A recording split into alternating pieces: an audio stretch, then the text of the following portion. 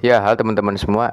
Oke, di sini kita mau membahas sebuah topik yang cukup menarik ya untuk dibahas.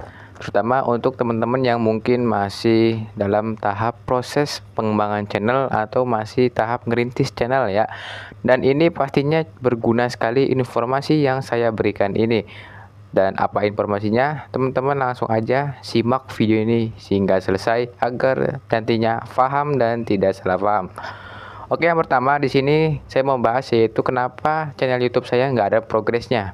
Padahal setiap hari itu upload konten, rajin buat video, upload sebuah konten panjang dan short juga, dan sehari itu bisa ngupload 2-3 video. Pokoknya itu dia rajin teman-teman ya. Dan saya juga sering update di bagian komunitas, dan saya juga udah sebar ke sosial media lainnya seperti WhatsApp, Facebook, dan lain sebagainya. Apakah itu termasuk sia-sia? Jawabannya enggak teman-teman ya. Sebenarnya sih kalau channel YouTube itu seberapa majunya itu tergantung juga daripada usahanya teman-teman. Jadi gini, ada beberapa hal yang perlu teman-teman perhatikan kalau teman-teman itu lagi mengembangkan channel YouTube. Dan bagaimana agar progresnya itu bisa berkembang dengan cepat dan juga tentunya tidak sia-sia usahanya. Yang pertama, teman-teman harus menjaga kualitas daripada videonya. Video di channel YouTube teman-teman itu harus berkualitas ya. Contohnya seperti ini. Teman-teman membuat video tentang cara memasak bakso atau cara membuat bakso. Teman-teman perlu menganalisis terlebih dahulu targetnya siapa, terus juga audiensnya usianya berapa, dan bagaimana konsepnya. Karena yang paling penting itu targetnya dulu teman-teman. Kalau targetnya itu misalnya untuk ibu-ibu rumah tangga, untuk ibu-ibu yang kerja atau yang kerja kantoran, itu kan berbeda konsepnya ya. Nah, nanti kalau sudah tercapai daripada audiens dan targetnya, teman-teman langsung aja untuk menentukan daripada konsep editingnya. Karena kita nggak mungkin teman-teman ya, kita menggunakan konsep editing sekarang untuk mungkin orang-orang dulu tuh teman-teman. Karena kan orang itu kan pemikirannya berbeda-beda setiap generasi. Pastinya itu sudut pandang mereka tuh akan berbeda sekali teman-teman. Yang selanjutnya yaitu storytelling daripada videonya. Storytelling atau isi video itu juga mempengaruhi daripada penontonnya. Yang saya terangkan lagi di sini adalah teman-teman harus yang pertama itu tentukan dulu siapakah target audiensnya. Misalnya siapa? Ibu-ibu kah atau anak muda atau anak remaja atau laki-laki itu usia berapa, dan itu juga harus spesifik ya. Jangan teman-teman tebak-tebakan aja. Misalnya gini, teman-teman bikin konten game Mobile Legend. Nah, ini game dikhususkan untuk siapa? Untuk remaja kah? Usianya berapa? Rentangnya berapa? Dan juga kesehariannya apa? Itu teman-teman harus jelas dulu. Karena dari situ kita bisa menganalisis bagaimana storytelling yang kita bangun untuk video kita itu gimana konsepnya.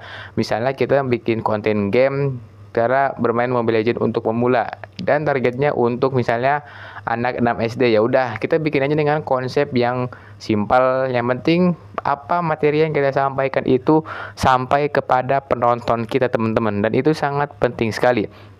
Jadi sebenarnya gini, kalau untuk video terus audio, lighting, lampu dan lain sebagainya itu cuman visual aja. Yang paling penting itu teman-teman yang pertama, penonton kita itu puas apa yang dia cari. Jadi kita tuh kalau bikin video harus membangun namanya emosional penonton.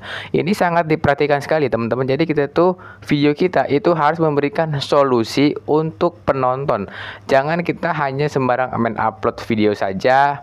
Yang penting upload, yang penting ada dapat views, yang penting ada penghasilan, jangan. Jadi kita itu mindset kita harus dirubah. Jadi bagaimana penonton itu agar mendapatkan solusi yang ditawarkan melalui video kita. Dan ini sangat mungkin jarang ya teman-teman ketahui, dan kebanyakan orang itu menganggap ini sebagai sesuatu hal yang nggak serius ya. Jadi mereka hanya mengupload terus dapat views, terus dimonetisasi dan dapat uang. Enggak teman-teman, enggak gitu teman-teman. Yang selanjutnya adalah durasi tonton rata-rata. Ini saya terangkan lagi. Durasi tonton rata-rata itu sangat penting sekali teman-teman. Jadi ini akan berpengaruh daripada performa penghasilan dan juga channel kita.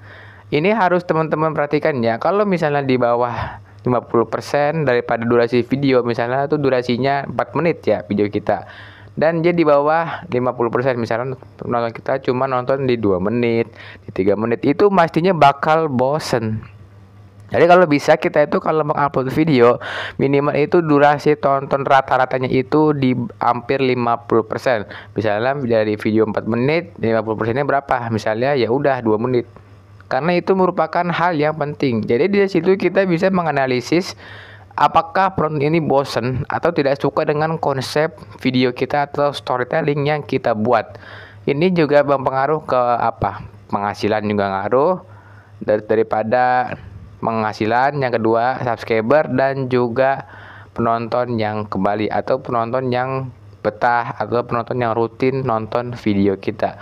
Itu teman-teman harus ditetapkan ya teman-teman, maksudnya diperhatikan, jangan remeh. Pokoknya semua yang saya jelaskan tadi teman-teman jangan menganggap remeh ya. Oke, selanjutnya terakhir kata kunci ya teman-teman. Teman-teman jangan main upload tapi nggak analisis kata kunci, deskripsi, tag, itu juga salah ya. Karena kata kunci dan tag itu perlu dianalisis, perlu teman-teman datanya itu harus valid ya.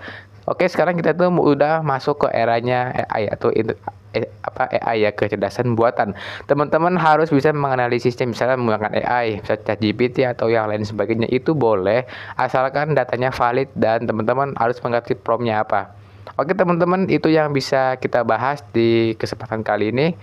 Semoga dengan saya memberikan ilmu yang seperti ini bisa sharing kepada teman-teman semua dan bisa dipraktekkan untuk teman-teman semua. Sekian dan terima kasih.